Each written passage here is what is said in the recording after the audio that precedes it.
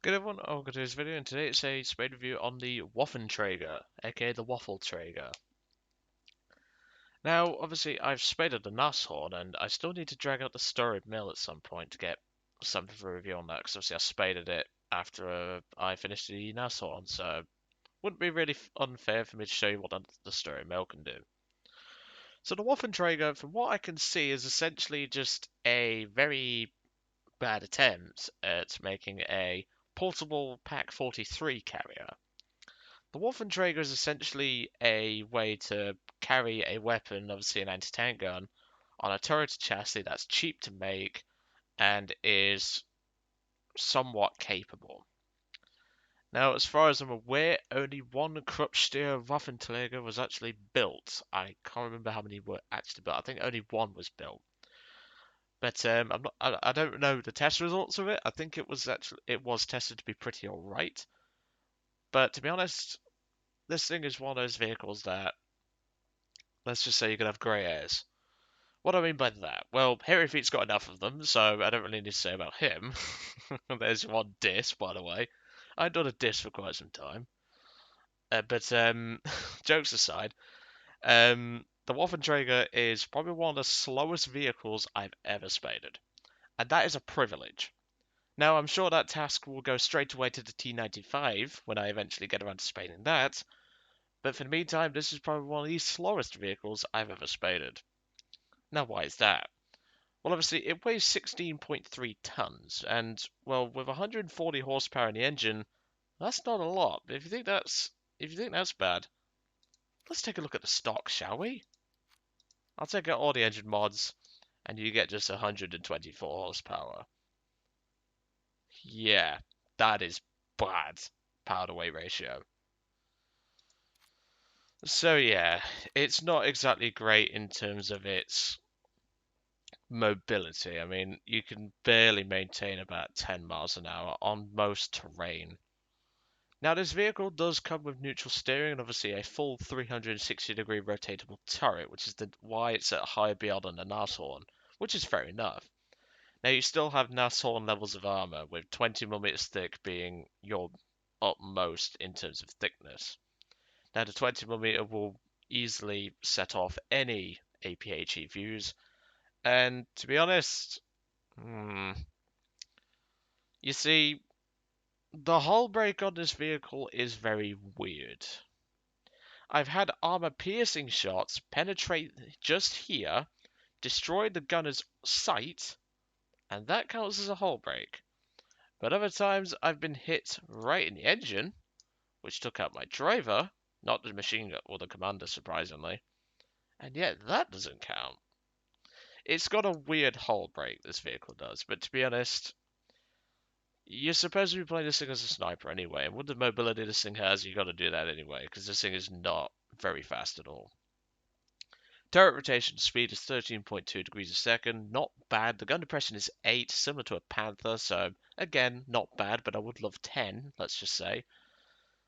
But the gun elevation is 45 degrees, which is actually pretty dang cool. I mean, I've not shot down a plane with it, but even so, it would be nice.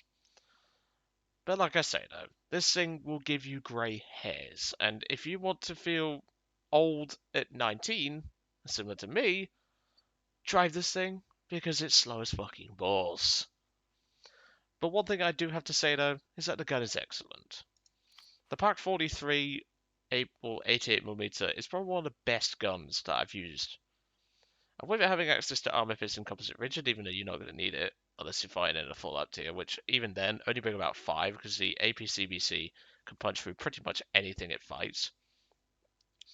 Now heat, would I recommend heat? Probably not. I saved this shell till the end, pretty much.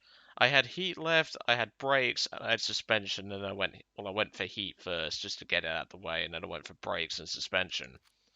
Heat rounds are not recommended, and with your limited ammo capacity of just 30 rounds, I primarily recommend carrying armor-piercing capped ballistic caps due to its armor-piercing high explosive characteristics. So that's my recommendation for this vehicle. Now you only have 4 crew, and obviously the vehicle has its turret mounted towards the rear. This is where I'm going to give you some advice which may or may not help. There's a reason why I say that. And that's reverse the vehicle round the corner. You're going to see me do a lot of this. Now, obviously, if you've got ammo stored here, which I think you need to take out... I think you can only have about 12 rounds if you do that, or like 10 rounds. So I wouldn't advise it unless you're a crack shot.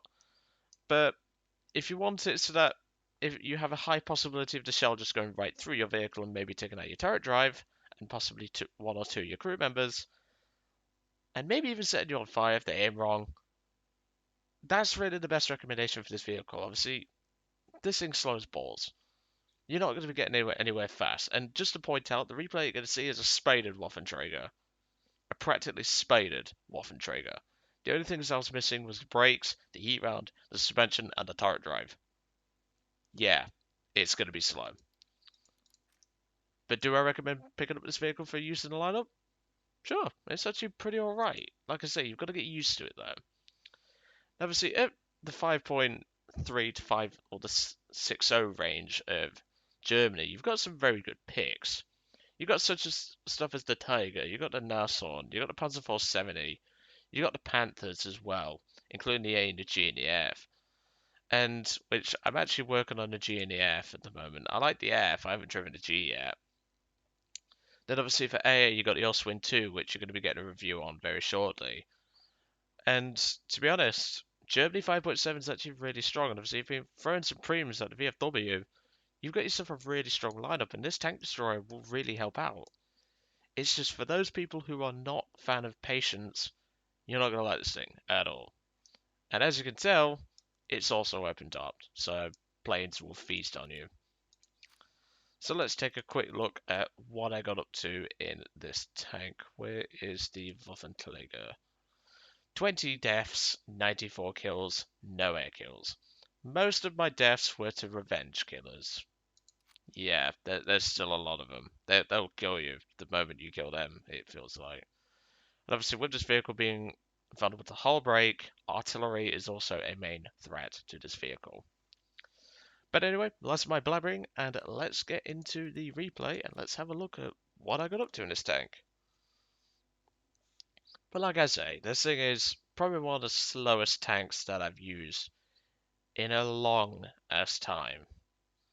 And to be honest, you're gonna want to have at least something to do whilst you wait for this thing to get in position.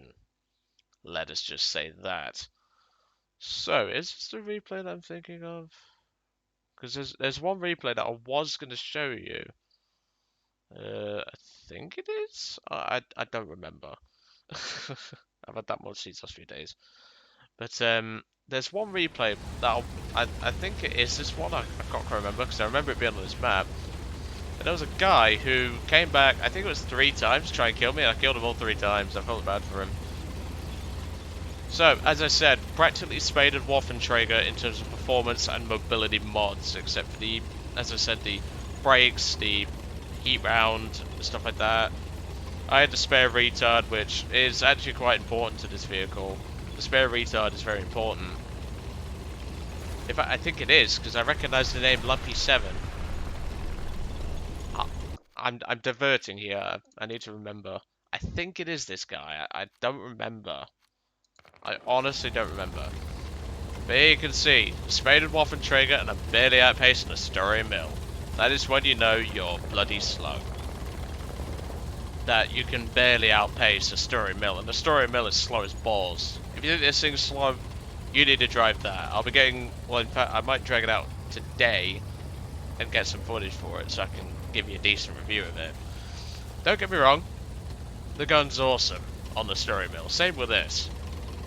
But it's the fact that the Story Mill has armor to the point where no matter where you shoot it, an APHU round is going to detonate. You only get 20 rounds, if I remember rightly, it's 20. And it's just so dang slow. And you can see what I mean by this Waffentrager.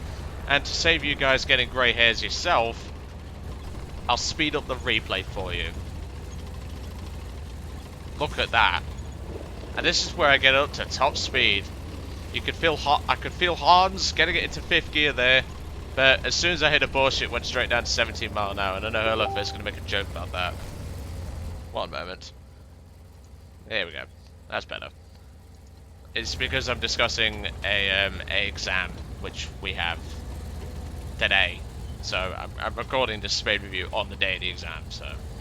It was the same story with the J5N1. All the reviews that you're going to be getting at the moment are going to be the ones from my exam day, just because I want them out of the way.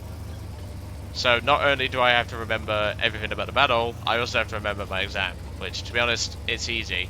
The exam is a piss take. Anyway, terribly sorry about that Facebook interruption. That was I believe that was a friend of mine from college. I didn't really look at the message. But obviously, this is the tactic that I recommend for the vehicle. Doing this, obviously, as you can see, once we're at a gun sight, and there's a comet, which I don't take a pot shot at, because, well, I'm being careful, shall we say. So if you look, I do have full ammunition on board, which means I do have every right to fear a shot coming in. So, the reverse rate of this vehicle. It has 4 reverse gears and 8 forward gears. I swear, this thing has more gears than the average truck. Or as us British call it, a lorry. Because, well, I don't get where the name comes from, personally, the name lorry. But, obviously, at this point, I just don't get why this thing has so many gears. 8 gears to get it to 21, which is its top speed. And 4 reverse gears. 1 second, that comet just missed his shot. And I took out his driver, his gunner, and his loader, and he just decides, fuck this, and he chased out and just rage quit. It was freaking great. He immediately rage quit because he fucked up his shot. I think he actually had Sabo, funny enough. But he did catch me off guard though, and I was very lucky to survive that. Literally, 8 forward gears to get this thing to 21 miles an hour, and 4 reverse gears to get it to 4 miles an hour. It says 3 on the replay, it's doing 4. That is how slow this thing is. And I tell you, I had grey hairs after this battle. So not much is going to happen from here. Obviously, I believe there's an ASU, yes there is. So I'm skipping us ahead to a new position, which is another position you can use on the Waffentrager quite nicely. Obviously, I'm looking for the ASU, and obviously, I thought, yeah, I've got you now, you little shit. And, well, no, I missed him by an inch, which, as you saw, hit the suspension arms. I was very close to killing that ASU, but don't worry, it's going to get a nice receiving present from an 88mm. This was one of the 2 remaining 5.7 German vehicles that I had to spade. The other one being the Ostwind 2, since that was brand new. I've had the Waffentrager going on for quite some time, because I've just forgotten about it, really. But I'm sort of glad I actually spaded this vehicle, because it gave me a chance to get some grey hairs, and, well, I had shaved them the other night, let's just say. I felt like I had grey hairs at least. There goes my second kill with a nice hull break. Which, that one is a hull break, because, well, it hit the transmission, and the gun is caliber of 75mm or higher, except Gaijin Spaghetti Code seems to think a 37mm can do it, even a Russian 45, so... Great coding, Gaijin. And no, I don't think it is this replay. No, it isn't this replay now. Now that I've remembered it, this isn't the replay where I killed a guy, or the same guy 3 times. It's pretty funny. So at this point, I was actually moving up here to defend against an M18, because there was an M18 that was running amok within this area, and I thought he was going to come and find me. But this is on 4 times speed, by the way. So I set up here and I'm thinking, M18 might come through, and then I think, now I'll go back to my original position. There's a reason why I'm keeping it at 4 times speed, you're going to see why. Obviously, I'm backing up here at this point, I'm just thinking, should I just go back in reverse? Which is smart, but at the same time, I'm only going to be doing 4 miles an hour. It's at this point where I decide, right, let's put her in the forward gears and let's get on the move. And just to make you have a feel of more grey hairs, obviously I park up here temporarily just to get a nice idea of the area. soon enough, I spot a M36, and I'm sorry, Raptor, but this has to be done. Kill number 3. I actually saw him, obviously I sped past that part, I actually saw him being marked by the 410, and decided I'm going to go for it. I'll wait here for him and get my 3rd kill for the game. But obviously we've only 7 minutes left of the battle now, because, well, I've skipped most of it because of how fucking slow this thing is. And, well, don't worry, I'm going to put it to 8. This is literally the speed I have to do it. I'm terribly sorry if you, like, suffer, like, with, like, tracking high speed and stuff like that. But trust me, with the slowness of this thing, and there's a gun elevation showing up there. With the slowness of this thing, that is sort of required. I mean, look at this. I'm just going to put it back to 1 just to show you the fucking speed. So at this point, I actually took the long way round because I thought there was going to be enemy tanks coming down here. And well, I regret that decision. So at this point, the A point has been capped by the enemy, but obviously now we've got a medium tank on there capping it.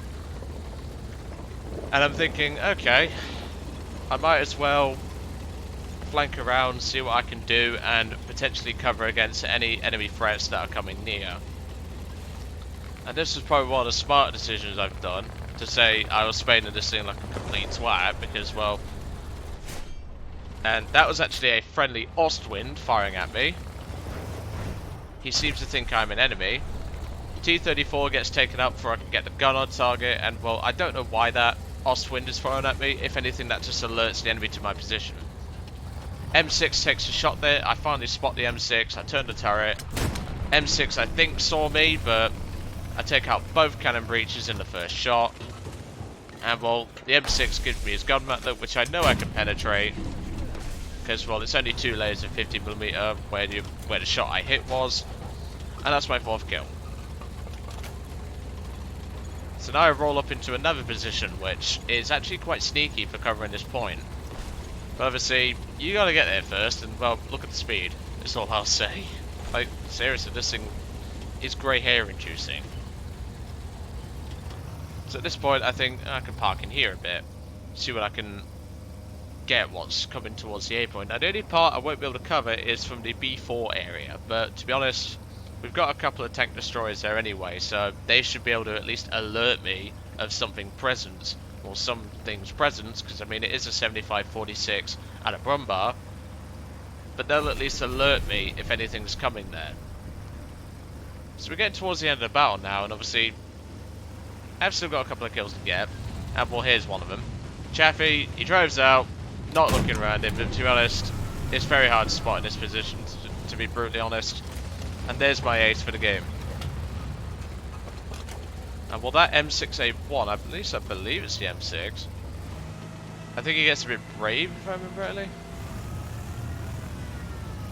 Obviously, even though I'm trying to get this thing to turn, even with neutral steering, this thing's far, far too slow. And I've at least put a better engine in this thing. I know it's the T-34. I honestly thought it was the T-34. I wait until he gives me the side armor, which will easily get overmatched by the 88mm.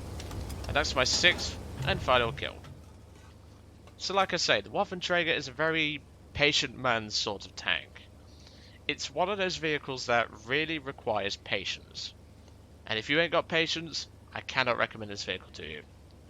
But if you have patience like me, and know good spots, this is your tank. Trust me, it's going to work well. Except when a revenge killer comes round for a visit, because, well, rockets and bombs, they are very dangerous to this vehicle. Even 50 cals are. But anyway, I'm going to let you guys off. I hope you enjoyed today's video on the Waffentrager, and I will see you all on the next one.